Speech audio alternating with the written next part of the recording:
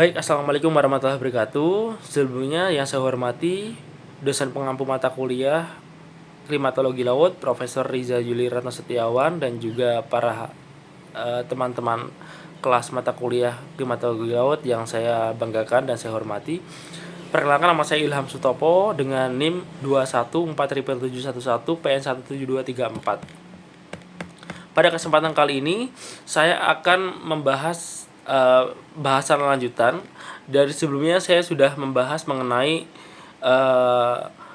kutipan yang mengatakan tentang El Nino Southern Oscillation atau disingkat ENSO. Pada kali ini saya akan lebih mengupas dalam terkait ENSO itu sendiri.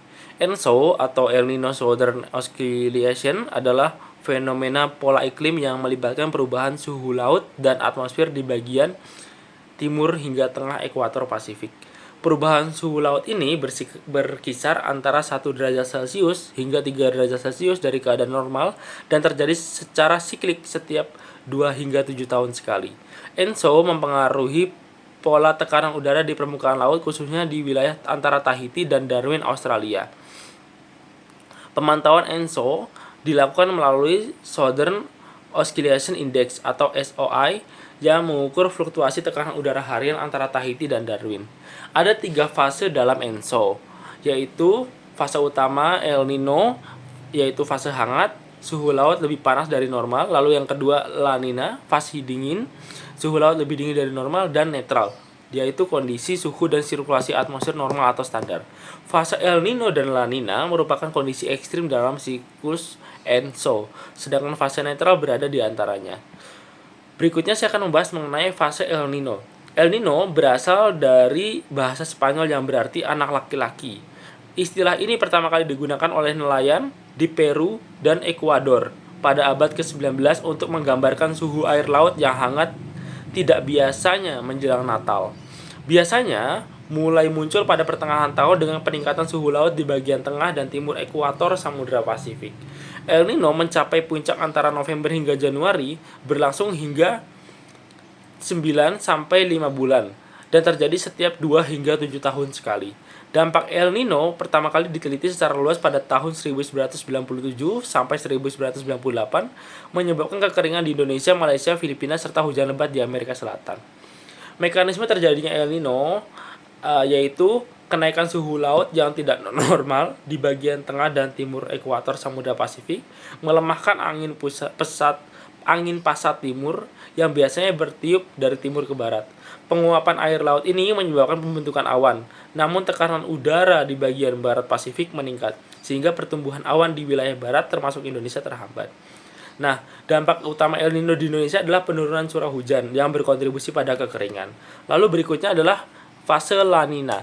La Nina berasal dari bahasa Spanyol yang berarti anak perempuan, merupakan kebalikan dari El Nino, ditandai dengan penurunan suhu permukaan laut di bagian tengah dan timur ekuator Samudra Pasifik.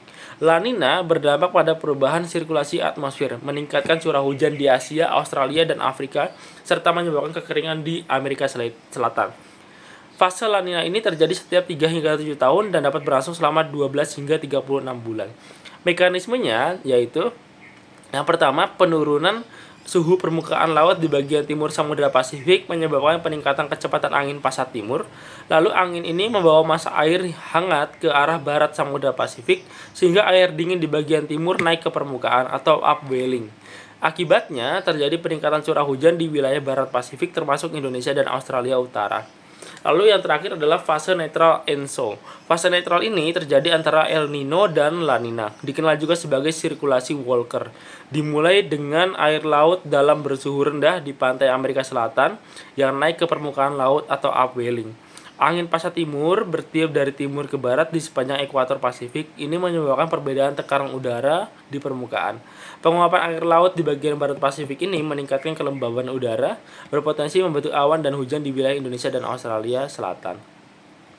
Nah, berikutnya adalah di Indonesia sendiri dampak ENSO. Yang pertama, untuk El Nino dampaknya adalah kekeringan, lalu kebakaran hutan dan lahan, gagal panen, dan krisis air bersih. Sementara untuk fase La Nina dampaknya di Indonesia ya pertama adalah banjir dan bandang, lalu tanah longsor, cuaca ekstrim dan gagal panen, serta gangguan pelayaran. Sekian pembahasan yang dapat saya sampaikan pada kesempatan kali ini yang berkaitan dengan El Nino Southern Oscillation atau ENSO. Sekian, terima kasih atas perhatiannya. Wassalamualaikum warahmatullahi wabarakatuh.